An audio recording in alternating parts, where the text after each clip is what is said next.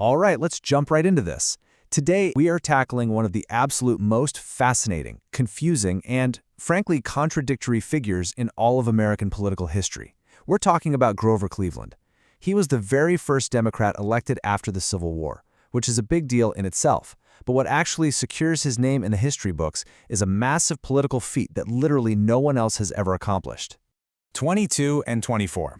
That is Grover Cleveland's completely unprecedented claim to fame. He is the only United States president to ever serve non-consecutive terms. Think about that for a second. He was our 22nd president, got voted out of office, and then somehow managed to stage this incredible comeback to become our 24th. And really, that brings us to the core question we want to answer today. How exactly did one guy manage to win, lose, and then win all over again during an incredibly turbulent, scandal-ridden era? How did a leader navigate all these massive political controversies, relying on some of the strictest personal principles imaginable to actually pull off this historic comeback? Let's figure it out. Part 1. The unlikely rapid rise. From Buffalo to the White House. So Cleveland started out as a highly focused lawyer in Buffalo, New York, a guy basically known for his intense concentration. And his political ascent, it was just staggering. At age 44, he runs as a dedicated reformer and gets elected mayor of Buffalo in 1881. The very next year, 1882, boom, he's elected governor of New York. And by 1884, he is elected the 22nd U.S. president. That's 3 years. 3 years to go from mayor to president. That kind of rapid rise is just unbelievable, and it was pretty much entirely fueled by his rock-solid reputation as an honest civil servant. Part 2. A scandalous election fight. The brutal campaign of 1884. Now, actually getting to the White House meant a brutal, bare-knuckle fight against Republican James G. Blaine. And while Cleveland did manage to pull in support from some reform-minded Republicans, they were wonderfully called mugwumps, by the way, the political mudslinging from both sides was just vicious. Democrats went after Blaine hard, painting him as a deeply immoral, corrupt politician. Republicans swung right back. They accused Cleveland of avoiding military service during the Civil War, straight up labeling him a draft dodger. They also slapped him with the incredibly dark nickname, the Hangman of Buffalo, because back when he was a sheriff, he had personally overseen the hanging of 2 criminals. But look, the most serious allegation of the 1884 campaign revolved around a woman named Maria Halpin. She accused Cleveland of assaulting and impregnating her back in 1874. Now, Cleveland didn't deny paternity. Instead, he arranged for Maria to be institutionalized against her will, and he took custody of the child, who, interestingly, he named Oscar Folsom Cleveland. When all this hit the press during the election, the Democratic Party strategists went into absolute spin mode. They tried to insist that Maria had slept with several men, including Cleveland's late law partner Oscar Folsom. They claimed Cleveland only claimed the child to protect his dead friend's marriage. However, looking at the historical records, there is zero evidence that Halpin ever even had a relationship with Folsom. You can imagine the cultural impact of a scandal like this. It was massive. It even inspired a mocking campaign ditty that Republicans would just eagerly chant at him. Ma, ma, where's my pa? Gone to the White House, ha ha ha. But here is the crazy part. Despite this enormous controversy, it didn't sink him. Cleveland narrowly defeated Blaine and took the presidency.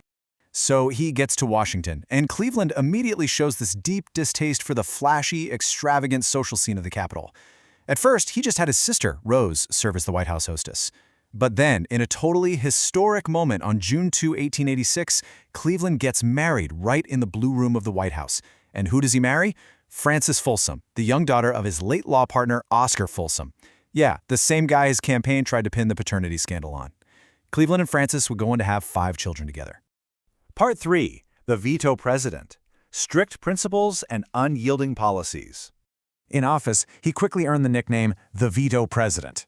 He vigorously pursued a policy of barring special favors to absolutely any economic group. In fact, he issued more vetoes than any other president up until FDR decades later. For example, a bill came across his desk to give $10,000 for seed grain to drought-stricken farmers in Texas. He vetoed it. He stated that federal aid, quote, encourages the expectation of paternal care on the part of the government and weakens the sturdiness of our national character. I mean, that is just a perfect, crystal-clear snapshot of his rigid, unyielding political worldview. And he applied that exact same strict standard across the board. He vetoed a ton of private pension bills for Civil War veterans because he investigated and found the claims to be fraudulent. Even when Congress passed a broader bill to grant pensions for disabilities that weren't even caused by military service, Cleveland firmly struck that down too. But to be fair, he wasn't just a brick wall blocking legislation. He did sign the Interstate Commerce Act, which was a huge landmark move. It was the very first law attempting to put federal regulations on the railroads.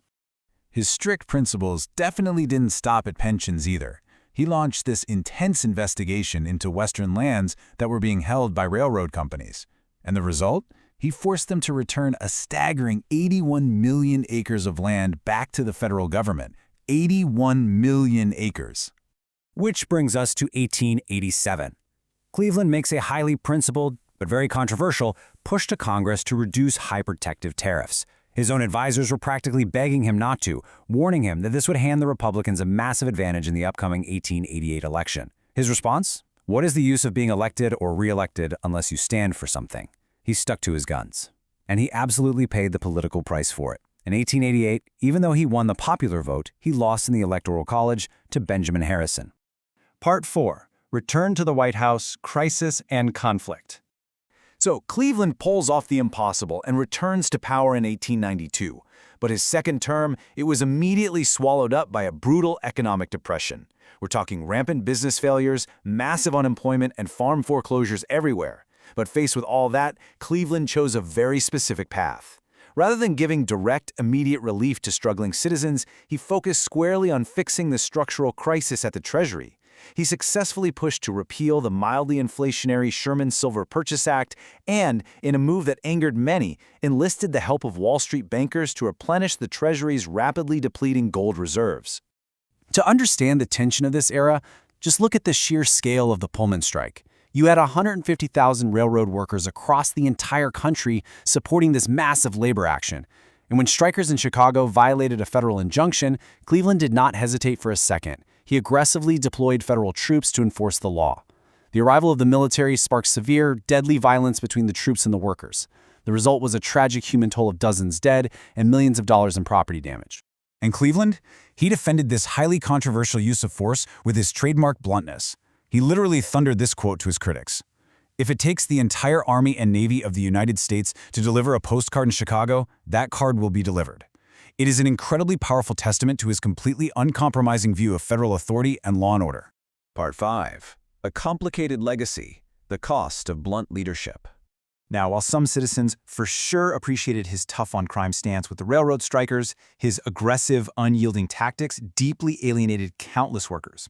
It drove labor activists far, far away from the Democratic Party. Recognizing his immense political isolation and just how widely unpopular his economic policies had become, he decided not to run for another term. Grover Cleveland permanently stepped away from politics, retiring to Princeton, New Jersey, lived out his days until his death on June 24, 1908. So after all that, the crucial point we're really left with is this. Was Grover Cleveland's unyielding bluntness the true mark of honest, principled leadership? Or was that exact same rigidity the direct cause of his ultimate political downfall? It's a fascinating paradox, right? A man who held the highest office in the land, lost it, and then took it back, all while absolutely refusing to bend. Keep asking those big questions, and I'll see you next time.